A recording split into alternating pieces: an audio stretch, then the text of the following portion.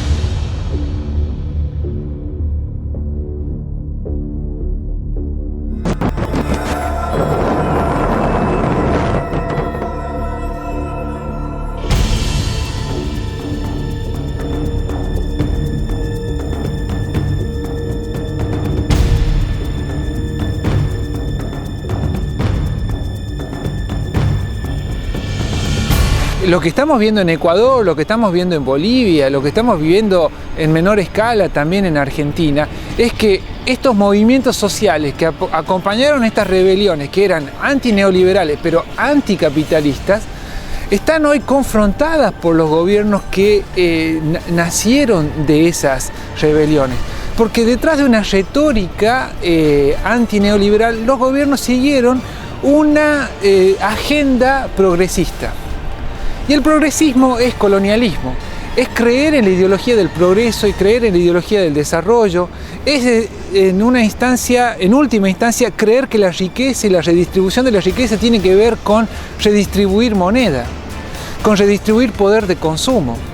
Son gobiernos que se autodefinen progresistas, que empatan, que enlazan con este ascenso de los precios de las commodities y según ellos, el plus que tienen es que hacen políticas sociales. Se apeló mucho a la expansión de instrumentos de ayuda material, asistencial, monetaria, en dinero, con pagos mensuales a los sectores más pobres. Ese es un instrumento muy potente y muy poderoso y es bienvenido porque saca de la pobreza a mucha gente y la saca rápido. Pero también tiene eso una cara que debe ser comenzada a analizar porque tiene una cara complicada. O sea, aquí hay un tema para discutir. Las políticas sociales, ¿qué son?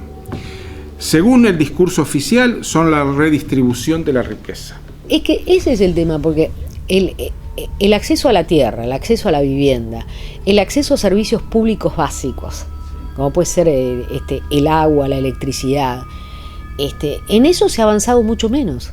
La tasa de saneamiento, por ejemplo, y de acceso al agua potable en los hogares brasileños se ha mantenido constante en los últimos 15 años. Está aproximadamente en torno del 50% de los hogares tienen saneamiento y agua potable. Pero la tasa de acceso a teléfonos celulares, lavadora automática y otros enseres de electrodomésticos que se compran se ha disparado radicalmente.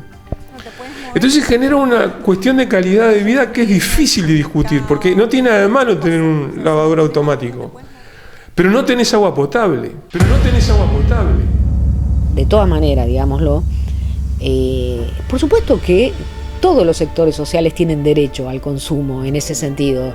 Los sectores populares, ¿por qué no van a tener más derecho que los sectores medios o los sectores altos? Sobre todo vos pensás que la sucesión de crisis que hay en América Latina, ¿no? Que cada 7 años parece darse en algunos países, afecta sobre todo la capacidad de consumo de los sectores populares. Y los gobiernos progresistas alientan ese consumo. Para tener ese consumo, yo tengo que vender cantidades enormes de materias primas y en una estructura de comercio más liberalizado, porque exporto materia prima, pero también tengo que traer productos manufacturados baratos, accesibles para poderlos vender en los centros comerciales. Entonces estamos atrapados en este acceso al bienestar, entre comillas, que depende mucho de la compra, del consumismo, y eso a su vez descansa en una exportación masiva de materias primas, mientras la idea de justicia se achica. Para engañar a la gente, acá les engaña dando esas casitas de fósforo, no sé si ven, de cementos, casitas pequeñas, yo digo es casita de fósforo, Alimentate Ecuador, da el bono $50 a unas cuantas mujercitas diciendo que son pobres, y así sucesivamente 25 pollos, 150 levines que dan a las personas. Ese es el buen vivir que dicen ellos y el desarrollo. Entonces nosotros, yo especialmente totalmente rechazo, ¿no? Porque no es dignidad esto. Esto es simplemente sobornos, compran conciencia, compran a los líderes. Las políticas sociales para mí tienen dos perfiles. Uno, en la medida que este es un modelo especulativo, el de las commodities, no productivo, las políticas sociales tapan los baches que antes no existían porque había un estado de bienestar y un proceso industrial desarrollista que generaba condiciones para que la gente tuviera salud, vivienda, educación, etc. Y ascenso social. Hoy en día eso está bloqueado, entonces hay políticas sociales para tapar esos baches. Y en segundo lugar, las políticas sociales son políticas contrainsurgentes, son políticas para despolitizar y desorganizar a los sectores populares. El gasto social ahora les permite legitimidad política, ¿no? Y esa legitimidad política les sirve para la privatización territorial. Y como haces privatización territorial, tienes que desalojar a las personas, a las comunidades, a los pueblos que han habitado esos territorios desde siempre. Tienes que desalojarlos y tienes que utilizar el poder del Estado en contra de ellos. Héctor Alimonda decía que la mercantilización de la naturaleza en esta nueva etapa de acumulación de capital tiene como 3 características, ¿no? Una, la depredación de los ecosistemas. 2, la violencia y la restricción de los derechos humanos. Y 3, el desconocimiento del otro, de la diferencia, ¿no? Y no le falta razón, o sea, de otra manera uno no se explicaría por qué parecen tan peligrosos los indígenas Xingu en Brasil o los indígenas en el Timnis, o por qué los guardianes de las lagunas en Conga aparecen tan terroríficos y necesitan ser demonizados. Es lo mismo, digamos, ¿no? Es parte de la discusión sobre los derechos humanos en regímenes de derecha o en regímenes de izquierda. Son derechos humanos y derechos de la naturaleza tendrían que ser igualmente disputables y exigibles, sean de derecha o sean de izquierda. O sea, ¿qué hacen los gobiernos progresistas? Dicen, necesitamos recursos para la política social, por lo tanto vamos a privatizar los territorios. ¿Por qué no hacen reformas tributarias? Es decir, ¿por qué no cobran impuestos a los ricos? Si te dicen que van a luchar contra la pobreza, ¿por qué no cambian las condiciones de la pobreza? Pues de tal manera que, por ejemplo, los trabajadores ganen bien. Casi 80% de la fuerza de trabajo en Brasil recibe hasta 3 salarios mínimos. Eso en reales equivale a 2.200 reales. Pero resulta que el salario mínimo necesario, calculado por los sindicatos, para un trabajador significa que él tendría que recibir 3.079 reales. Es decir, que más de 80% de la fuerza de trabajo no recibe en Brasil siquiera el salario mínimo necesario para reproducirse de manera natural. No es cierto que no tienen plata. Tienen mucho dinero que utilizan en cuestiones que hay que comenzar a revisar de nuevo. Por ejemplo, utilizan en subvencionar y financiar al propio extractivismo. Utilizan en un gasto del Estado muy ineficiente en cosas probablemente inservibles, en vez de priorizar sectores de educación, sanidad, etc. Yo creo que este gobierno tiene un apoyo muy importante ahora. Yo no diría no por el discurso, por la ideología, por ese horizonte colectivo que supuestamente está construyendo de defensa de la Pachamama, la autonomía de los pueblos, el autogobierno de los pueblos, el mandar obedeciendo, todo aquel discurso y esa máscara que tiene este gobierno. Yo creo fundamentalmente este gobierno tiene apoyo porque hay una estabilidad económica.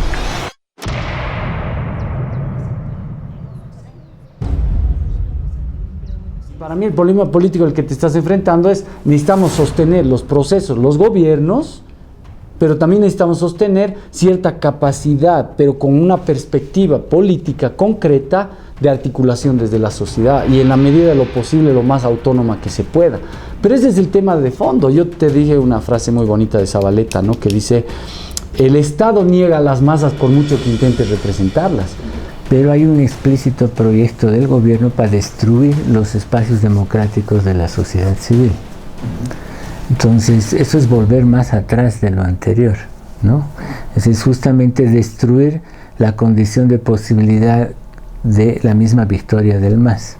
El aparato del Estado, desde la vicepresidencia, es donde se planifica la destrucción del movimiento popular, la subordinación de las organizaciones sociales al aparato del Estado y estos planes maquiavélicos de destrucción, todo aquello que significa autonomía. El locus de enunciación y el punto de vista casi siempre está confrontado. Es como nosotros queremos más asambleísmo, democratización, nosotros queremos que nos hagan más caso, o sea, es como, casi como que hablamos entre sordos y mudos, ¿no? Entonces, si no tienes la madurez de entender eso, caes en uno de los dos lados, en un pragmatismo estatalista, tutelador y subordinador, y capaz, ojalá que no, llegue a niveles de clientelismo y prebendalismo, ¿no ve? O desde el otro lado, una pura idealización del movimiento hiperrevolucionario y que todos los que están en funciones del Estado son traidores y no ve, o sea. Entonces, ¿qué tienes tú aquí? Tienes que, mientras más fuerte es la organización social y popular, más innovativo es el sistema político y la burguesía. Yo creo que eso tú lo puedes observar en el caso de Bolivia. En Bolivia tienes la conversión de intelectuales que de una u otra manera nacen desde el proceso de resistencia social, pero que ahora están convertidos totalmente a este proceso de acumulación de capital, sobre todo su vicepresidente. Chile, por ejemplo, que es un caso también fuerte donde la concertación, este momento realiza las tareas de la derecha. Tú tienes un fuerte movimiento social. Un fuerte movimiento social que rebasa el sistema político y que cuestiona, por ejemplo, la educación. ¿Qué hace el sistema político chileno? Trae a Bachelet de Nueva York, que estaba a cargo ahí, la Organización Mundial de las Mujeres. Cambiar el paradigma de la educación, que de ser un bien de consumo tiene que ser considerado un derecho social. La trae para que Bachelet pueda absorber esa energía política y disciplinar esa sociedad, pues. Entonces, este reencauzamiento hacia la izquierda no es tan a la izquierda como parece, en el sentido de que ha quedado una profunda huella cultural en nuestras sociedades volcada al consumo, al individualismo, al privatismo, producto de esos 15, 20 años de énfasis neoliberal. Hay todo un debate ahí que implica desmontar los argumentos discursivos de los gobiernos. Pero esos argumentos discursivos, en la medida que el modelo llegó a una meseta y por momentos parece que empieza su decadencia, porque nada es eterno, porque ya lleva más de 10 años estos gobiernos, empieza a notarse que lo que queda de todo aquello es una realidad mucho más pobre que ya los discursos no pueden enmascarar. Entonces, ¿cuál es el tema de fondo? De que a mí me parece que el tema básico es que no se logra, digamos, tener un principio de realidad. Es decir, desde esas críticas tan exacerbadas, ¿no? Porque lamentablemente, o sea, ¿qué vendría? O sea, supongamos que realmente se han cometido tantos errores que encima ya ni siquiera haya que defender a los gobiernos. ¿Qué va a venir? Tenemos armados formas de autogobierno, soviets, consejos de autogobierno obrero. Va a venir la derecha, va a venir sectores conservadores, o sea...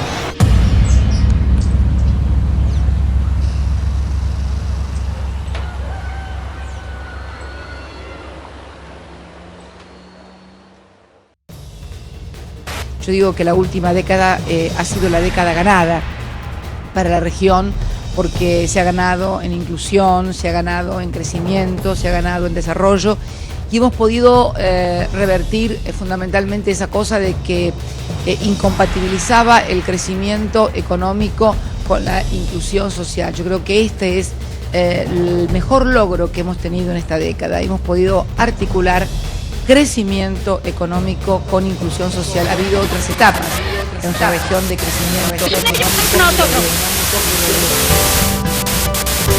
Nosotros vemos en la confianza un medio de inversión, en la inversión una herramienta de crecimiento y en el crecimiento una posibilidad de superar pobreza y de construir equidad.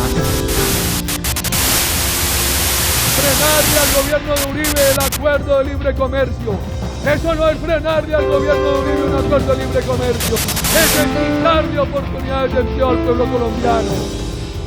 Esta patria hay que quererla y nos tenemos que hacer moler por esta patria. El primer enemigo de la vida humana del planeta Tierra es el capitalismo, por tanto hay que empezar a debatir y acabar si fuera necesario el sistema capitalista. Porque la educación cumple un doble propósito. Es un bien de consumo, pero también la educación tiene un componente de inversión. Pero una cosa es el mercado como amo y otra cosa es el mercado como siervo. Humanicemos el capital. El lema que nos reúne es el desarrollo con inclusión social, que usaremos para promover una mayor justicia social. Sacamos de la pobreza a otros 2,5 millones de compatriotas. Como que o mercado de consumo brasileiro é maduro? Nós vamos continuar ampliando o consumo da população brasileira. Sim.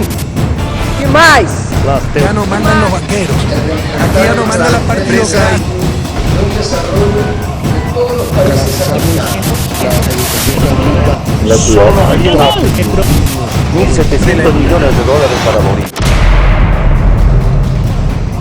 El hombre no gobierna hoy. América Latina está creciendo, ¿no? Está reduciendo pobreza, desigualdad en algunos países como Ecuador, pero estamos todavía muy lejos de los niveles de vida de Europa. Una cosa es que crezcamos, pero crecemos empezando a un nivel muy bajo.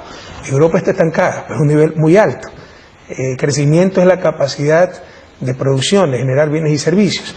Europa no está aumentando su capacidad de generar bienes y servicios, pero ya la tiene y muy alta. Y con ello puede satisfacer grandes necesidades de su población. América Latina está construyendo recién esas capacidades, pero si seguimos así, pues obviamente alcanzaremos el desarrollo. En Ecuador, digamos, hay un proceso muy duro y doloroso de criminalización de defensores de los derechos de la naturaleza. Una constitución preciosa que Ecuador ha donado no solamente a América Latina, sino al mundo, diciendo: acá hay principios que nos pueden sacar de esta crisis civilizatoria y crear otro mundo, otro horizonte civilizatorio para toda la humanidad. Y en el corazón de ese horizonte civilizatorio está el reconocimiento de los derechos de la naturaleza. Ese gobierno que, que ha nacido de esa constitución, hoy está llevando en práctica políticas anticonstitucionales. El problema de fondo es el desarrollo que busca ellos, alternativas de desarrollo. Nosotros, en cambio, vemos que el desarrollo es sinónimo de desplazamiento, de despojo, de contaminación, de destrucción, de concentración, de desigualdad. Nosotros tenemos ya una larga experiencia de buscar el desarrollo. Y es como un fantasma, no lo agarramos nunca, ¿ya? Y seguimos buscando el desarrollo y resulta que incluso los países a quienes les hemos dado el estatus de desarrollados son mal desarrollados. Porque en el fondo también esta idea de que nosotros queremos desarrollarnos no solamente es colonial, sino también es utópica, en el peor sentido, en el sentido de que es irrealizable. Es decir, los estándares de vida de las sociedades imperiales, esto que un ecólogo alemán, Ulrich Brandt, habla del modo de vida imperial, se sostiene justamente a costa del sacrificio de otras poblaciones y territorios. Entonces, si todos queremos llegar a vivir a los estándares de consumo de los países supuestamente industrializados, desarrollados, no tenemos planeta que alcance.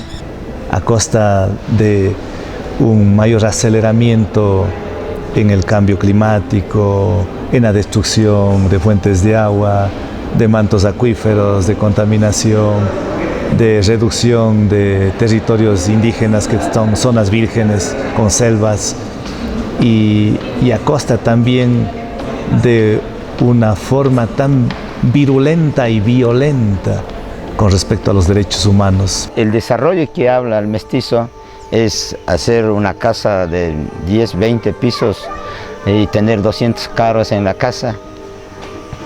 En cambio nosotros decimos, el desarrollo para nosotros no es acumulativo como de ellos. Lo nuestro se desarrolla de acuerdo a la necesidad, no acumular. Porque ¿qué sacamos acumulando? El desarrollo es un concepto económico creado en los años 50 por las universidades norteamericanas para oponerse a la geopolítica en ese entonces del socialismo. Había que crear un discurso que tenga la suficiente fuerza simbólica y que sea un contrapeso al discurso socialista. El desarrollo stricto sensu no existe. ¿Y por qué no existe eso? Porque es solamente cuestión de añadir en la matriz insumo-producto o la columna de lo que los economistas llamamos externalidades, es decir, los costos externos negativos que provoca cualquier actividad económica para que los 100.000, 200, 300.000 o 400.000 millones del PIB de un país se deflacten con esa columna y parezca cero. Bueno, eso para mí es uno de los inventos más escandalosos, ¿no es cierto? Porque ninguna ciencia puede hacer eso. En física no hay externalidades. Si usted provocó un evento físico, bueno, todo lo que ocurre, bueno, está relacionado con lo que usted provocó. No puede decir, no, este pedazo no es de la física, esto que se encargó. No, es absurdo. Entonces, es un invento, es un simulacro y hay muchas cosas que son inventos en las matrices de insumo-producto, ¿no? Son subjetividad de la persona que las mira, muchas veces son proyecciones. Y esto tiene que ver con un paradigma cuantitivista. Es decir, mientras más tengas algo, mejor. Y eso, desde luego, es decisión política y educacional, ¿no? Es decir, no hay ningún libro de texto de economía donde le expliquen a usted los servicios que prestan los ecosistemas, sin los cuales ninguna economía sería posible. ¿Qué es lo que pasa si deja de haber polinización? ¿Qué es lo que pasa si deja de haber fotosíntesis? Pucha, desaparecemos todos, pero eso no es tema para un economista. ¿No? Lo resuelves con seres humanos, lo resuelves a través de la sociedad, las cosas son cuestiones secundarias, ¿no? Dejar de ver a la naturaleza simplemente como un espacio donde hay recursos naturales que pueden ser apropiados, extraídos, privatizados y a la postre destruidos. No, son ya no objetos, sino sujetos de la vida política. La naturaleza no simplemente como un objeto de la política económica, sino la naturaleza como un elemento vital de la vida de los seres humanos. Desde esa perspectiva, para nosotros el buen vivir no es una alternativa de desarrollo, es una alternativa al desarrollo. Pero sabemos también, y ese es uno de los graves errores de la izquierda, de cierta izquierda al interior de nuestros países, creer que en nuestros países vamos a cambiar ese orden mundial. Entonces que nosotros vamos a cambiar la división internacional de trabajo dejando de explotar nuestro petróleo. Lo que vamos a hacer es morirnos de hambre. No vamos a cambiar absolutamente nada a nivel internacional. Son graves errores, fruto de la ingenuidad, de la irresponsabilidad, de la insensatez, qué sé yo. Además, lo interesante del caso es que muchos de quienes sostienen estas tesis, por ejemplo, dicen, bueno, lo que hay que hacer es cambiar el patrón de consumo del capitalismo desarrollado. Bueno, yo le digo, pero para que ustedes me digan eso, primero me tienen que hablar de otra cosa, porque si no, no les creo. ¿Y de qué te tenemos que hablar? Me preguntan, ¿no? Bueno, me tienen que hablar de cómo se hace la revolución en el mundo desarrollado. Yo comparto esto con aquellos críticos de que el modelo de desarrollo que nos impone el capitalismo es absolutamente inaceptable, ¿verdad? Y que inclusive uno podría cuestionar hasta la idea de desarrollo, qué es lo que significa. Pero yo digo, desde el punto de vista práctico, concreto, si yo duplico mi población en 25 años, tengo que tener el doble de cobre, el doble de zinc, el doble de hierro. Y si no, no estoy haciendo un planteo serio, estoy haciendo un planteo academicista que está muy bien para una mesa redonda en la universidad o en un simposio, ¿verdad? Uno queda muy bien porque queda como un gran amante de la naturaleza, respetuoso de Pachamama, pero digo, no estamos hablando de cosas serias, ¿no?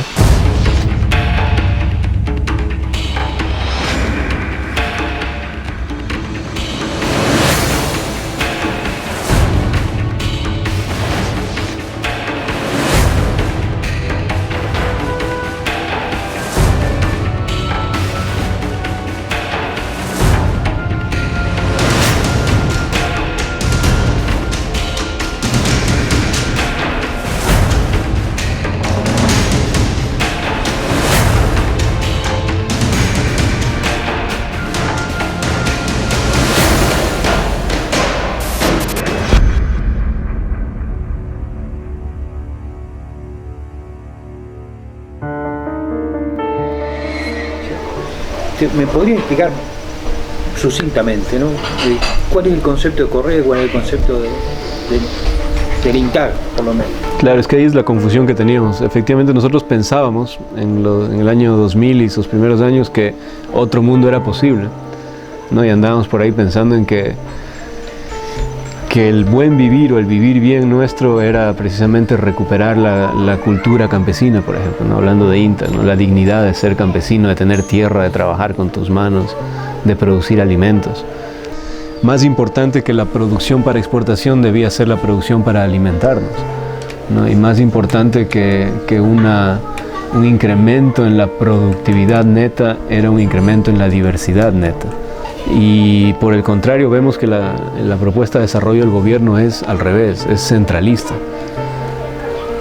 es uniformizadora, porque tener una casa de adobe como esta es atrasado.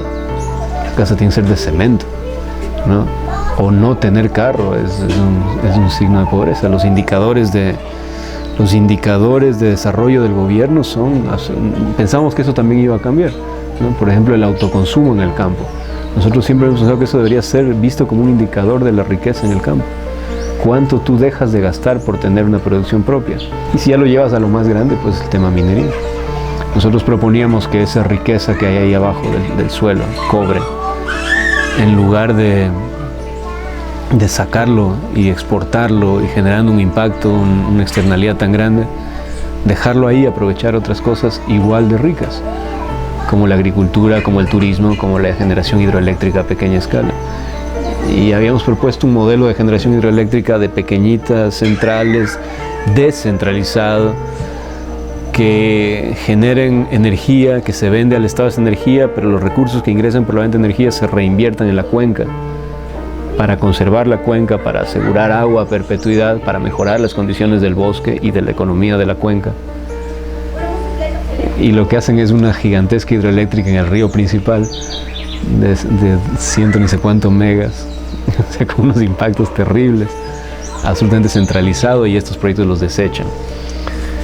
Y van a hacer la minería, ¿no? Un proyecto que va a durar 20 o 25 años, pero que va a generar menos empleo que el café, que lo que ya genera hoy día el café, pero con impactos que van a durar eternamente, o al menos 2 o 3 generaciones, si no es más.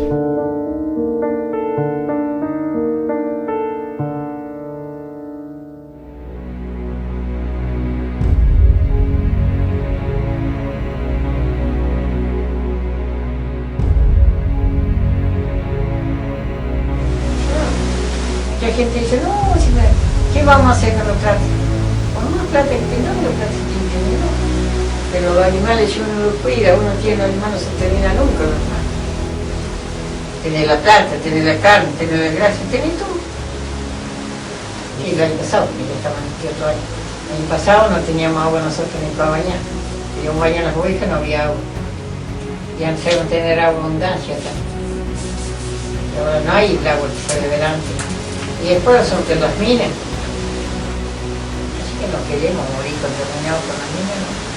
Viste que hay que ajustar uno para que delante lo que ha comido. Así que dijo, no, dice, nosotros, yo firmé porque firmó a las nieves. Ajá, eso me da que está firmando. O sea, nosotros somos Palo Blanco, que nosotros no somos del pueblo. Es lo que somos nosotros.